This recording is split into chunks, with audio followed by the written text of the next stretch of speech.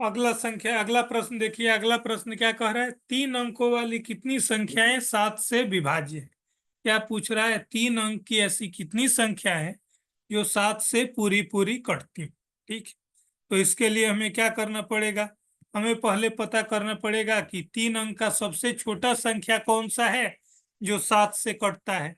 तो बताइए क्या होगा। इसके लिए हम क्या करेंगे, 100 से 7 को भाग देंगे, कितना आ जाएगा, 7, 30, चौक 28, शेष बचा कितना, 2 शेष बचा, मतलब कितना, 7 - 2 करिए, 5 जोड़ दीजिए, 100 में 5 जोड़ देंगे, मतलब 105। 105 जो है वो सबसे छोटा 3 अंक का संख्या है जो 7 से पूरा पूरा कटेगा। ठीक है, अब हमें 3 अंक का सबसे बड़ा भी निकालना पड़ेगा, तभी हम बता पाएंगे कि कुल ऐसी कितनी संख्याएं हैं जो कि 7 से पूरी पूरी कटती हैं।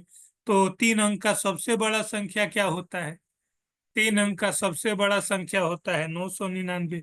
अब हम 7 से उसको भाग देंगे, क्या आएगा, 7 एकम 7, फिर 2 9 29, 7 चौक 28, फिर 1 9 19, फिर 7 दूना 14, फिर कितना 5, शेष कितना आया 5, क्या आया 5, मतलब 999 में 5 माइनस कर दीजिए, 994। 994 जो है वो 7 वो 3 अंक की सबसे बड़ी संख्या होगी जो 7 से पूरा पूरा कटेगा। तो ये तो हमें मालूम हो गया। सबसे छोटा संख्या क्या है, सबसे छोटा संख्या है 105, और सबसे ऐसे चलता जाएगा, 7 7 के अंतर पे 7 से विभाज्य है तो 7 7 जोड़ते जाना है, 112, 119, और लास्ट में क्या आ गया, 994 जो है 3 अंक की सबसे बड़ी संख्या है जो 7 से पूरी पूरी कटती है। तो अब हमने निकाल लिया 3 अंक का वो सारा संख्या लिख लिया जो कि 7 से पूरा पूरा कटता है। अब हमसे पूछ रहा है 3 अंक वाला ऐसा कितना संख्या है। अब हमें क्या बता देना है, हमें तो मालूम हो गया सबसे छोटा 105 है, सबसे बड़ा 994 है, लेकिन टोटल ऐसी कितनी संख्याएं हैं, जैसे 1 2 3 ऐसे 105 से लेके 994 तक कुल ऐसी कितनी संख्याएं हुई जो कि 7 से पूरा पूरा कटेंगी। मतलब सिंपली हमें क्या निकालना है, एन निकालना है कि ऐसा कितना पद है जो 7 से पूरा पूरा कटेगा। तो अब बाकी तो हमें मालूम ही है, एन क्या होता है, A plus N minus 1 into D. अब लगाइए लास्ट टर्म क्या है, एन लास्ट टर्म नॉर्मली हम मानते हैं 994 is equal to A first term है 105 जोड़ n-1 into D, n-1 into D है हमारा 7। ठीक है, 994 में 105 माइनस कर देंगे, 889 आया, 889 में 7 से भाग दे देंगे, 7 से ये गुना में है भाग में आ जाएगा तो कितना आ गया 1, और फिर कितना आ गया 105 माइनस हुआ तो 7 एकम 7, 18, 7 दूनी ये फिर कितना 7 सत्ते 49, 127 आ गया n-1 का वैल्यू। ठीक है, तो n का वैल्यू क्या आ गया 128। कुल ऐसा कितना पद आया, कुल पद आया 128 जो कि 7 से पूरा पूरा पड़ता है। तो हमारा आंसर क्या हो गया 128।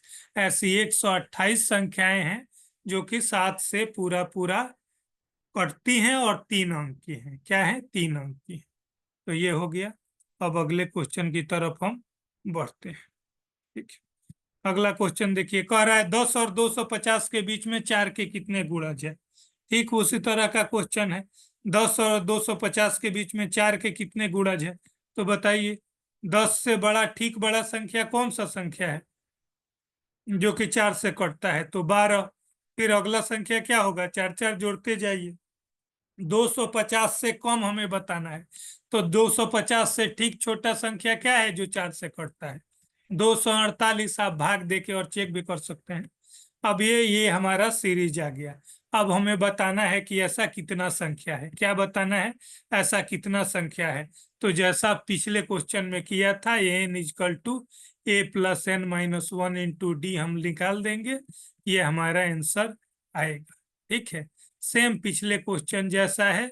ए की जगह 4 लेना है, डी की जगह 4 लेना है, ए एन की जगह 248 लेना है। आप सॉल्व कर सकते हैं, मैं आगे बढ़ता हूँ। अगला क्वेश्चन देखिए। अगला क्वेश्चन क्या कह रहा है? एन के किस मान के लिए दोनों समांतर श्रेणियां दिस और दिस के nवें पद बराबर हो। अब देखिए, ये थोड़ा इंटरेस्टिंग क्वेश्चन है। क्या कह रहा है कि एक मान लीजिए समांतर श्रेणी है। क्या है? 63, 65, 67, दो दो बढ़ रहा है। क्या है? दो दो बढ़ रहा है। कहाँ तक जा रहा है हमें मालूम नहीं। दूसरा एक समांतर श्रेणी कितना है?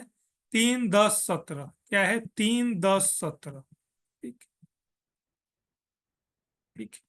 अब पूछ रहा है कि ऐसा कितने नंबर पे होगा, ऐसा कौन सा पद होगा, एन के किस, एन का मान क्या होगा, मतलब कितने नंबर वाला पद जो होगा वो इस सीरीज में भी बराबर होगा, इस सीरीज में भी बराबर होगा, मतलब दोनों का वैल्यू सेम आ जाए। जैसे मान लीजिए ये तीसरा टर्म यहाँ क्या है? 67 है। यहाँ तीसरा टर्म क्या है? 17 है।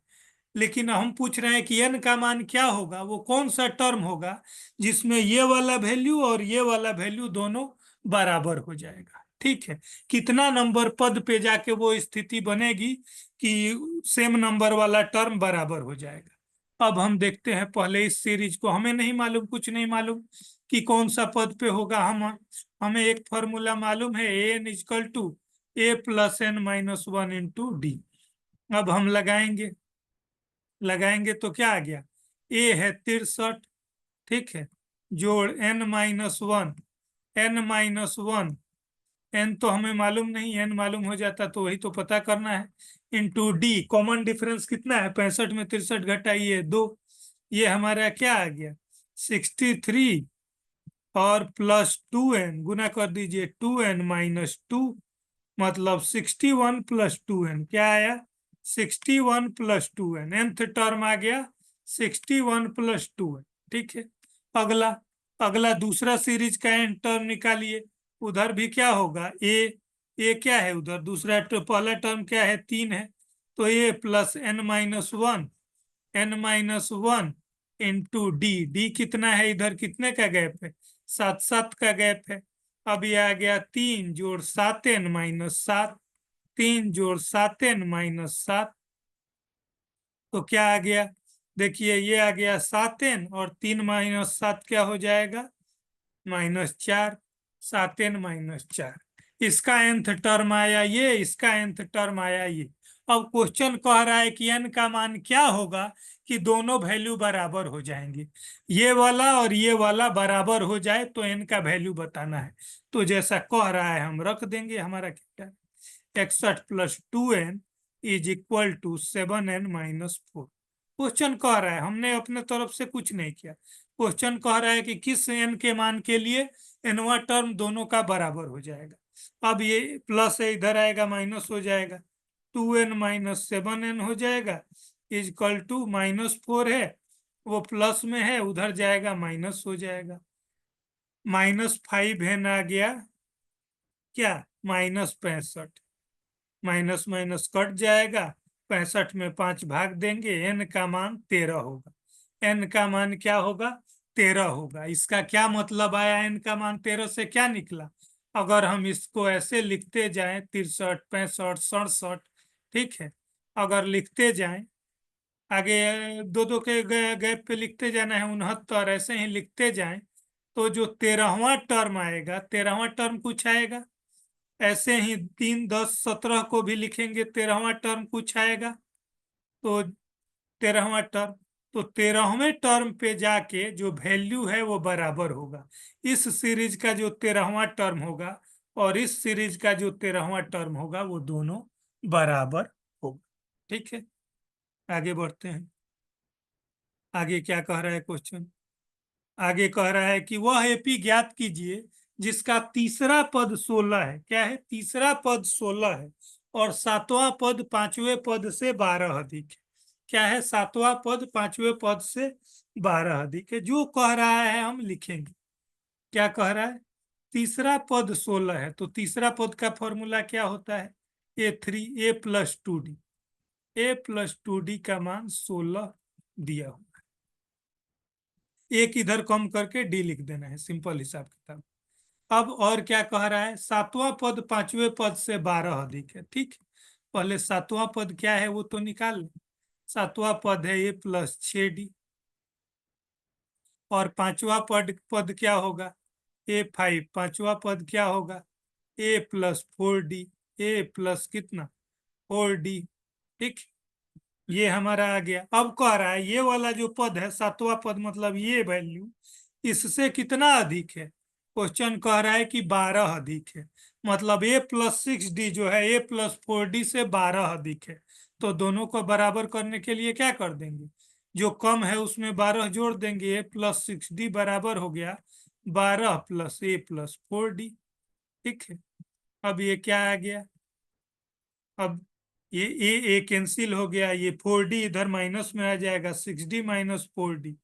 2D is equal to 12। 2D आ गया 12, D आ गया 12/2, क्या आ गया, 6 आ गया। D का मान 6 आ गया। अब हमें बताना क्या है, हमें D का मान बताना है, नहीं हमें वो अरिथमेटिक प्रोग्रेशन बताना है। ठीक है, अब डी का मान हमारा 6 आ गया, तो किसी भी इक्वेशन में रख दीजिए। A+2D, 2 × D, डी है हमारा 6 इज इक्वल टू 16। तो A+12 बराबर 16, तो A बराबर 4। A बराबर क्या आ गया, 4। A आ गया 4, और गैप कितने कितने का है, 6 6 का। तो सीरीज क्या हो जाएगा, 4 6 6 का जोड़ते जाइए, 4 6 10, फिर 16, फिर 22, ऐसे लिखते जाना है। ठीक है, ये तो मेथड से हो गया। अगर सिंपल आपको ये करना होता, इस क्वेश्चन में डी निकालना होता, तो आप सिंपल भी समझते तो आता।